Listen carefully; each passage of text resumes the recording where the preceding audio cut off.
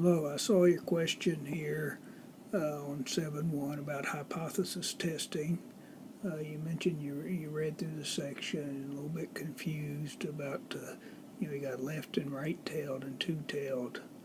So I drew draw a picture of it. It's based on normal curve. This be left-tailed, this be right-tailed, and this would be two-tailed. So when you're given a problem, you don't be given the level of significance. You're going to be given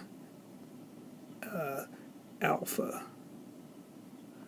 So you're going to be given some value of alpha, maybe 0.05 or 0.01. Alpha will be given, and what alpha will correspond to is this area either to the left or to the right, or the sum of these two areas.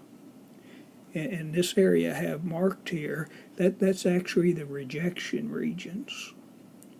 The other area that's not marked, this would not be rejected. So you'll be given alpha, and then from the normal table you can look up the critical value z. You can look up the critical value here. In this case, on the left tail test, the critical value would be the z value would be negative. On the right tail here, it would be positive, and then on the two-tailed test, you'd have both a negative and a positive critical value, or z-score. So the problem will give you alpha, and you can use the normal table to look this up. And there's several values they use over and over again. And so again, the rejection region will be here. Okay, and I guess what they say is you need to find P. You'll need to, they'll give you some information, and you can find P. And if P is smaller than alpha, then that means it's in the rejection region, and you'll reject it. If P is greater than alpha, then you do not reject it.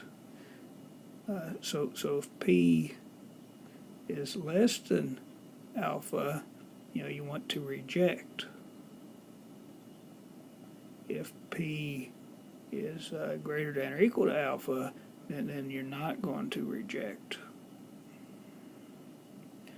So you'll have to figure out P, whether you're in the rejection region or not.